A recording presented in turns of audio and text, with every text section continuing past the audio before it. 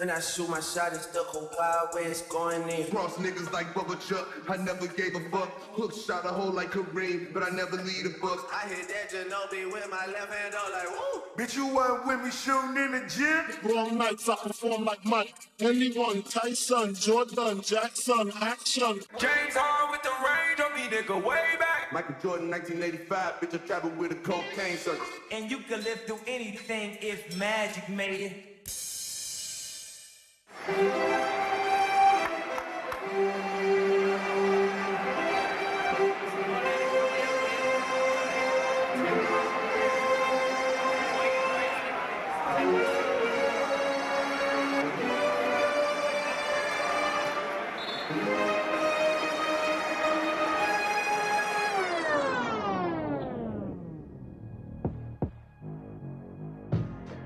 What up, my fellow Knick fans? This is your guy Marcellus Ease, and don't panic quite yet.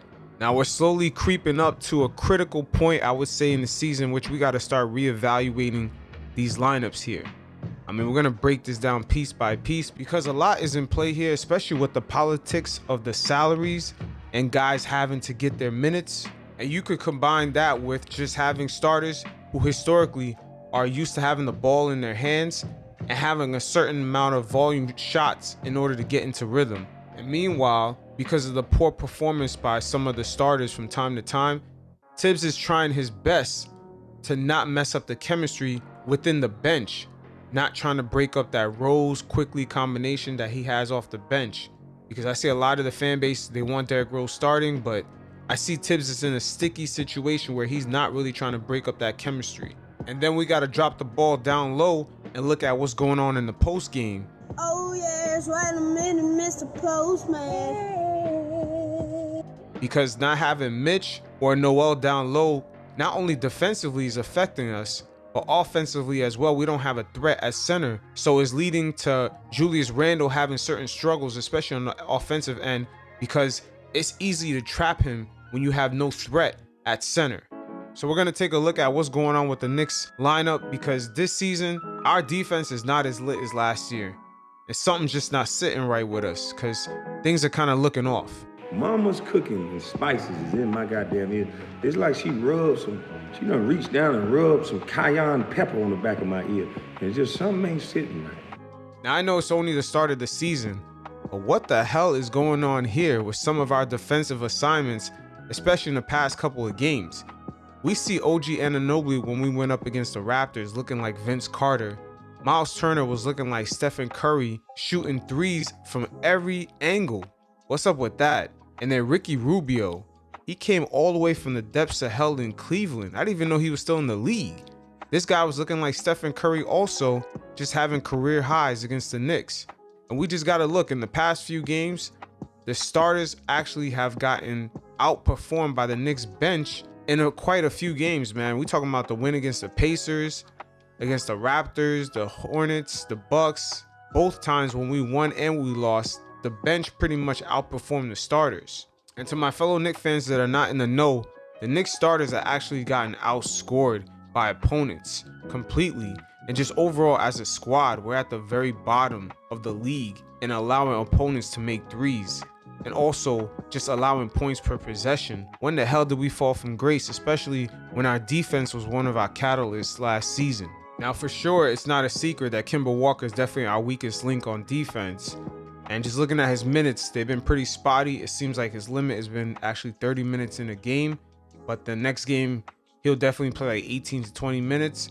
But Kemba Walker this year, he doesn't get to the line as much. And he's pretty much a spot-up three-point shooter or just a spot-up jump shooter. So we got to take a look at his knee. I know it's just the beginning of the season and he's still coming off that injury, but just the combination of him and Evan Fournier being the new pieces of the squad. If their shooting isn't on point, historically, defensively, these guys are not it. And with the starters defensively lacking and not too many changes from last year within the roster, we got to look at these two guys.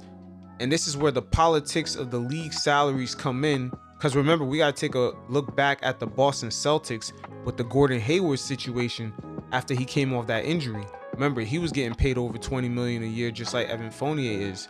But they wanted Hayward to start and get heavy minutes, even though it was obvious, especially in that bubble, that when Hayward played, the Boston Celtics starters overall performed worse, especially Tatum and Jaylen Brown.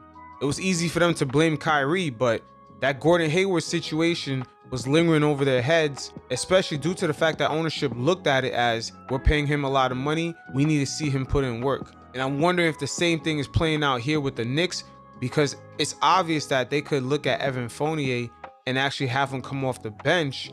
But then again, the politics of his salary, which he's the second highest paid player on the team, certain people, especially front office people like Leon Rose and ownership, is going to look at it as, hey, we're paying him $20 million a year. Why is he coming off the bench and only playing about 25 minutes a game? That may actually make Leon Rose look bad.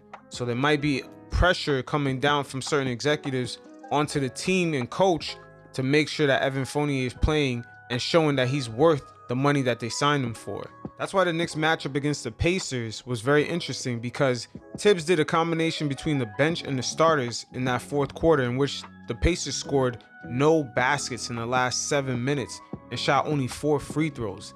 That means that defense was immaculate. Only 4 free throws in the fourth quarter for the Pacers. Knicks was definitely doing their thing, but if you notice, Kemba Walker was not even starting. See, Tibbs has to pull one of these guys out, either Kemba or Evan Fournier. And the politics is telling you, Evan making that 20 mil, he got to be on that court. So that's another tricky situation, because it's leaving Tibbs with very little wiggle room to not tweak with that bench lineup so much, because we got one of the best benches in the NBA. So Tibbs not being able to actually pull Evan out for a certain amount of time because of his salary is beginning to force him to put Rose in there, which really ends up tweaking with the bench lineup, because Rose and Quickly, that combination is a big part of that bench lineup, that spark, that energy. And you begin to see where things start to get a bit tricky, because once again, the Knicks right now do not want to tweak too much with that bench lineup, because the shit is working for us.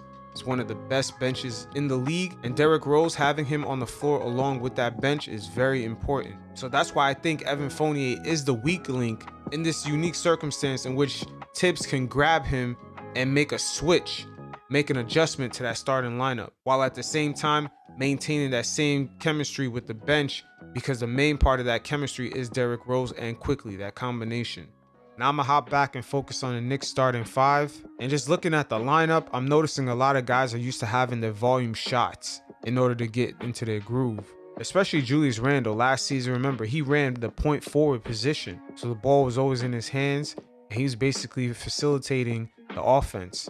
But this season, his touches are gonna be way down, because there's other guys, especially this season, we actually have a point guard in Kemba Walker who could facilitate the offense. But I'm just wondering if Julius Randle, you see certain spotty games that he has, if the number of touches are starting to affect guys. I mean, even Kemba Walker himself, he's a volume shooter his whole career. This is a major adjustment where he's not really the main guy on this team that should be taking the volume amount of shots. Same thing for Evan Fournier. Most games Evan played in Orlando, he was shooting more than 17 shots per game. Now, for the most part, he has to limit that down to 10 to 12 shots per game. And the same thing for RJ Barrett. In his first few seasons, he's been at least a secondary guy to take most of the shots. Now this season, he has to dial that back a bit, because he has other guys on his team that can contribute, and he may not be used to having a limited amount of volume shots, because we see sometimes RJ, he doesn't get into a groove in the first half. He doesn't let it get to him. And then in the second half, he still has the opportunity to shoot, and then he gets into his groove. This season, that opportunity window may be dialed back a bit. And once again, I'm just wondering if guys haven't yet established who's the dominant player on the team. Whose responsibility is it to take these amount of shots? Who's going to take up this usage? Who's the most efficient? I'm wondering if guys either haven't proven themselves yet, where other guys can trust him. Yo, let him take 17 shots a game. He'll do his thing. Let him take 20. That's on him. He carries the load for the team. I don't think that hierarchy, that pecking order has been established yet. And sometimes out there, we see it look clunky and confusing on the court.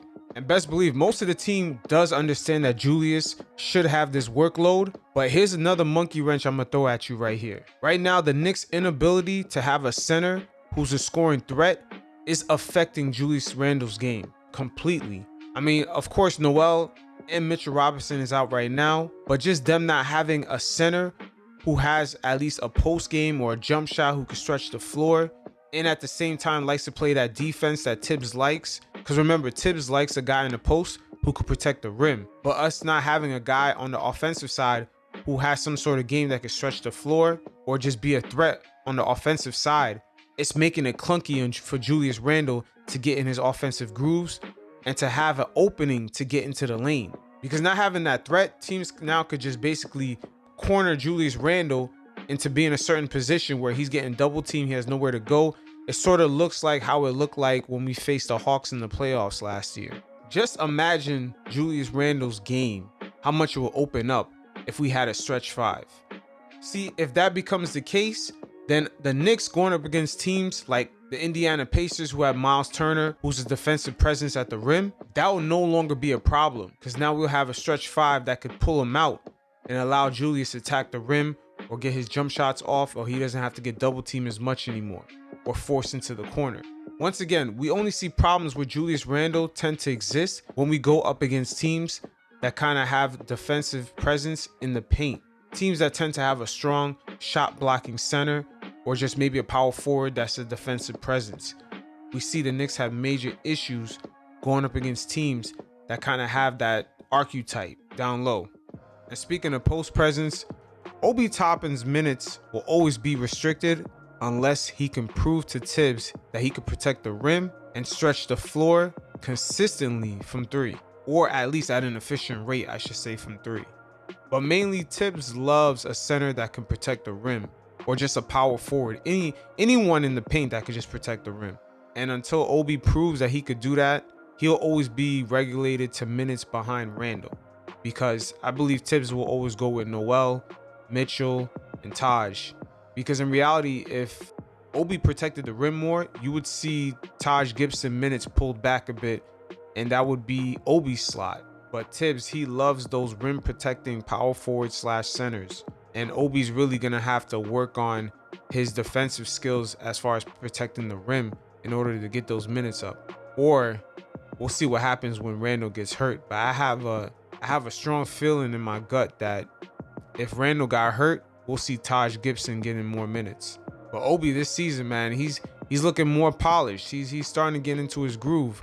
I mean, a player be looking different when they have some training camp, some summer league under their belt. Because remember, Obi and Quickly, they were kind of just tossed out there last year in 2020. No summer league, barely any preseason, barely any team practices because guys had to deal with COVID regulations and just travel with a short compressed schedule. A lot of things were thrown off for these young rookies, but Obi this season, man, I could say he's definitely more poised, more controlled, more balanced. But his minutes are still hovering from anywhere from 16 to 20 minutes a game. For most of the time, he plays anywhere from 12 minutes to 16 minutes. But with Obi, I like what I see. It's well deserved. I got to give it up for him. Definitely got to give it up for Obi. Definitely doing his thing. But at the end of the day, the key, and once again, I say the key thing in order for Obi to get more minutes is to protect the rim. That's the key to unlocking Tibbs minutes for Obi Toppin. So it is what it is. So until next time, you fellas stay safe in these Rona streets. Peace.